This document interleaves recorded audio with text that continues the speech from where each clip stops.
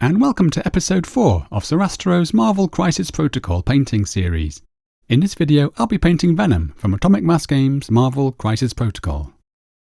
Venom is an imposing miniature and a lot of fun to play, with several powerful and thematic abilities. The challenge when painting him is deciding how best to add interest when faced with such a large area of black. Let's take a look at the painting stages. I've chosen to prime the figure in black, and I've provided some optional zenithal highlights just using grey, since the base colours are mostly going to be pretty dark. We can then apply the base colours, and you can see I've chosen a very dark purple-black tone for the skin. For the highlights, I'll be taking the skin tone up through some more bluish tones, and even a hint of green to add interest, and I'll be pushing the contrast on the tongue to create a more slimy looking finish. Let's jump in with the base colours.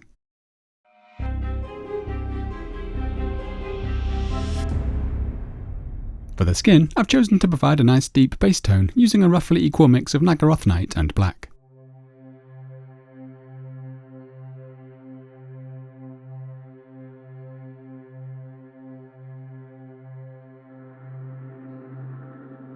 It's not vital, but you can see I'm avoiding places like the spider design and the eyes, just to make it a little easier to apply the pale base tone here in a moment.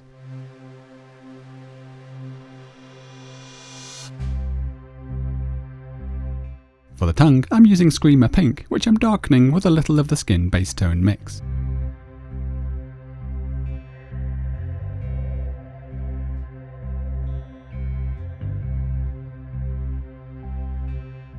I'm also using this for the gum and mouth area surrounding the teeth.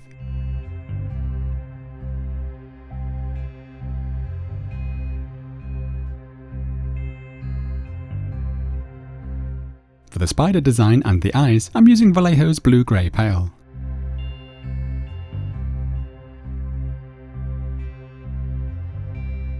The best advice I can offer here is to simply hold the miniature however you need in order to align the brush with the angle of each section of the spider's legs.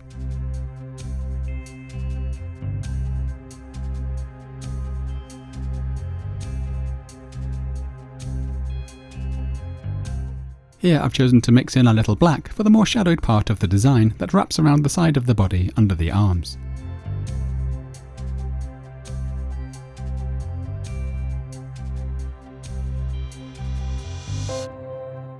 Naturally, I'm tidying things up with the skin base tone as I go.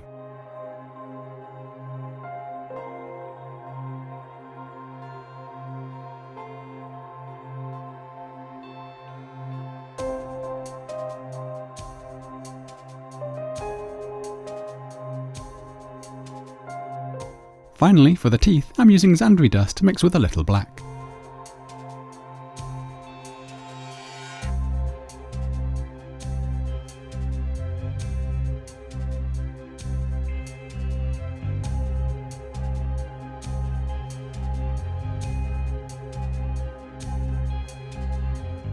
And, after wondering why the spider appears to have 10 legs, I've realised that this section here is probably supposed to be the abdomen.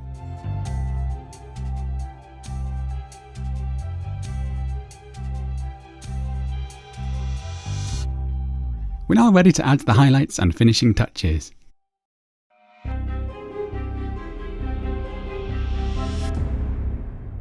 I'm now going to highlight the skin, where I've chosen to vary the hue as the gradient shifts from dark to light to add interest, and you could of course play around with different hues and levels of saturation of your own to create a look you're happy with. I'm therefore going to mix some white with dark sea blue to create a greyish petrol blue tone, and add this to the more purple base tone in several stages. I'll later be adding a touch of ice yellow to introduce some further variation in the brighter highlights. So here I'm adding some white to my dark sea blue, which I'm then using to lighten the base tone.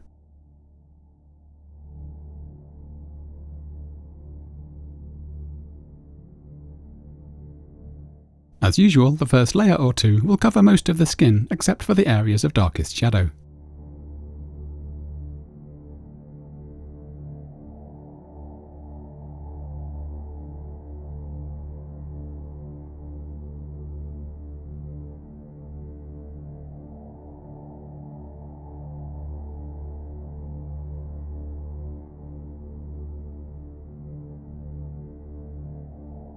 At this stage we won't see much of a difference of course, we're simply laying the foundations for further highlights.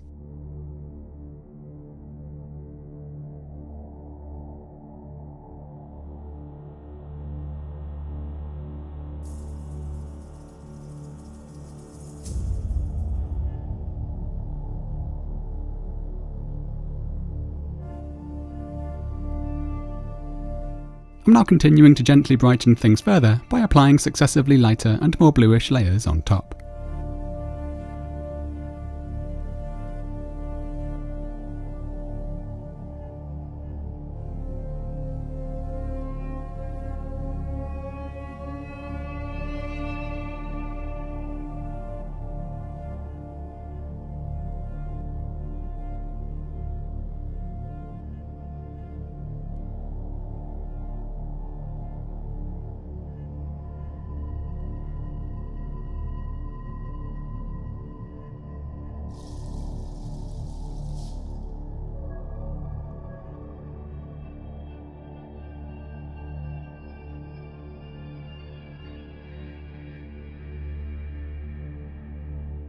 This is now the pure dark sea blue and white mix, which I'm using to pick out the veins along with the brighter areas of highlight.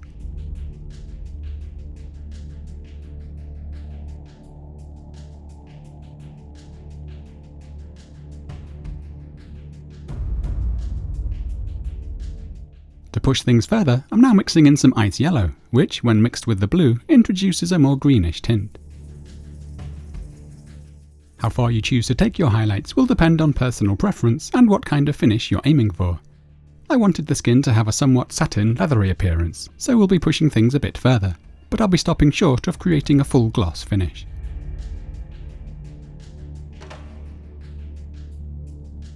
You might see me sometimes apply an intermediate tone to help create a more blended transition, especially for the larger areas like you can see here. Having said that, I'm not too concerned with creating an especially smooth finish.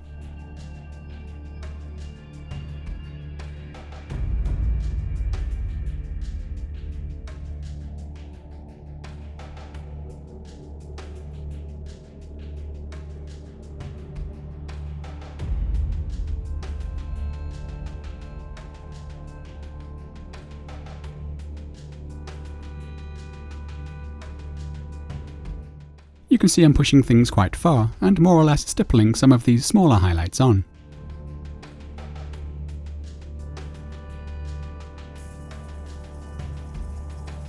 We can then use a slightly darker intermediate tone to blur the transition with the surrounding area.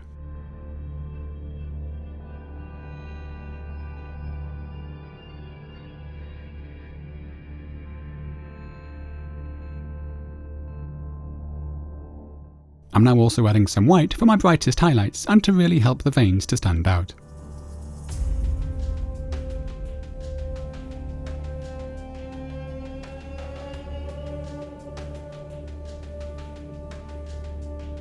Here I've chosen to strengthen the purple in the mid to shadow tones by thinning the base colour with some Lahmian medium and glazing it into the shadows.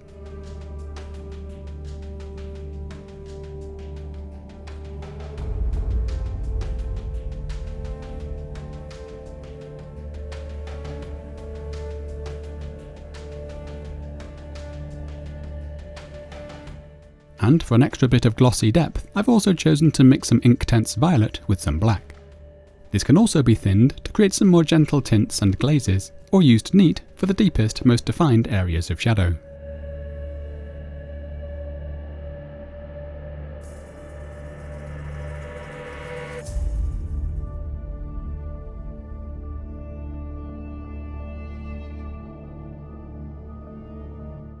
And I'm now continuing to push both the highlights and shade until I'm happy with the overall look.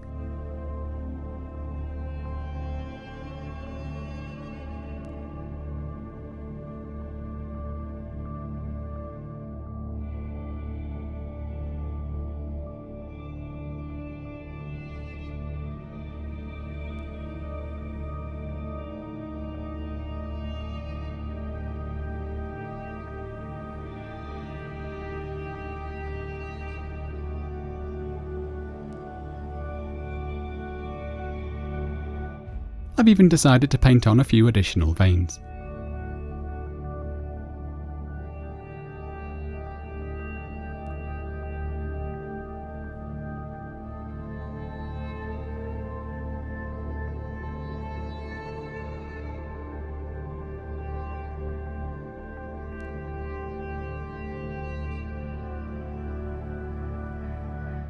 Next I'm going to brighten the spider design by simply adding some ivory to the blue-grey pale base tone in a few stages.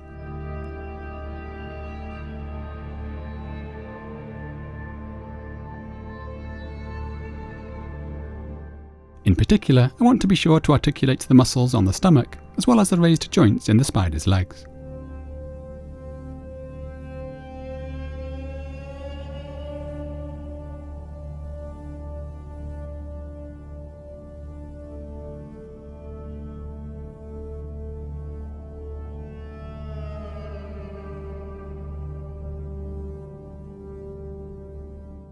I'm finishing with a few touches of pure ivory.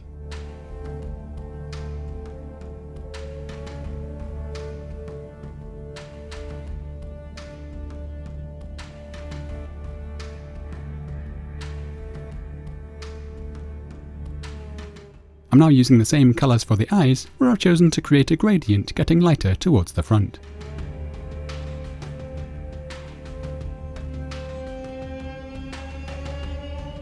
I'm also adding some white to help the eyes further stand out.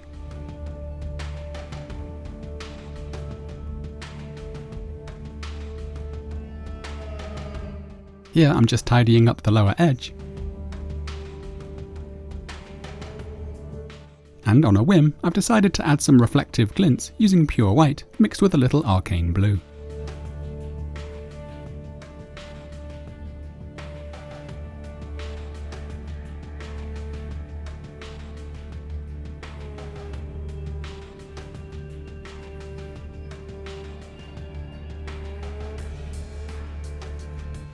I'm now moving on to the teeth, where I'm adding some ice yellow along with some ivory to the original base tone. Because they're nicely raised, we can simply drag the brush along the entire row. As the tone gets lighter, I'm placing the highlights further towards the tips of the teeth. And here I'm adding some white for the brightest highlights.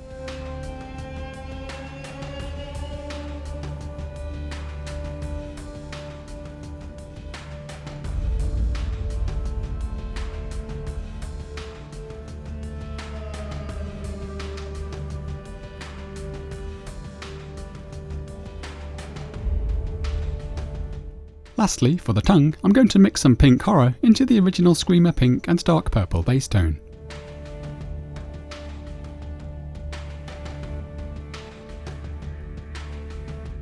You may notice I'm not highlighting all parts of the tongue equally.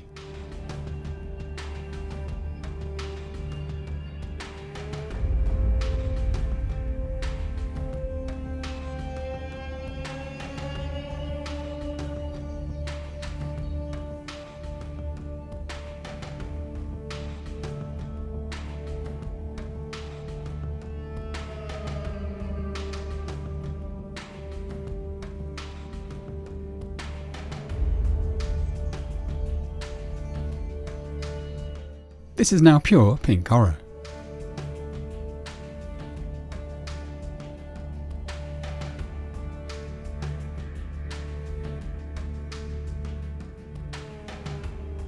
We can also pick out some of the rough texture using the side of the brush tip. For the brighter highlights, I'm now mixing in some ice yellow.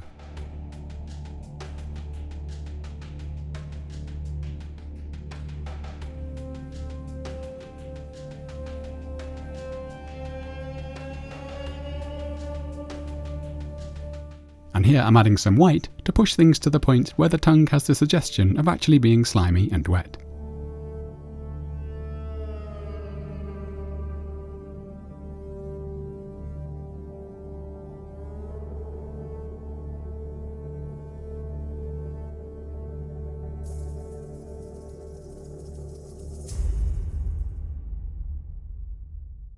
I'm now painting the base as described in episode 1, using mainly Vallejo's Stonewall Grey, although I'm also mixing in a little black for the more shadowed areas.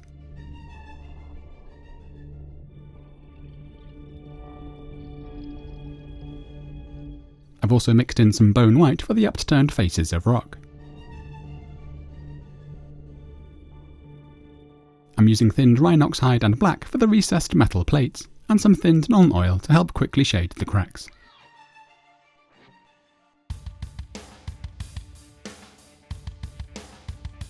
now adding some highlights, emphasising the edges of the fallen rock as I go.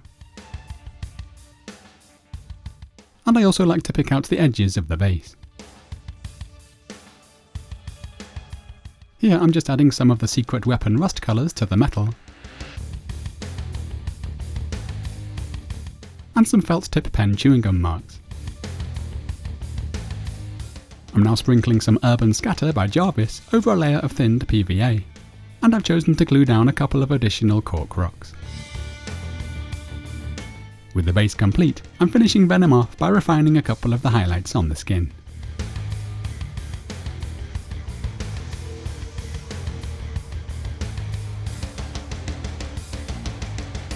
And this completes Venom. Thank you so much for watching. As always, you'll find a full product list in the video description, along with chapter links and all of the places I can be reached on social media. My huge thanks go to the wonderful patrons for so kindly funding this series. I simply couldn't do this without them.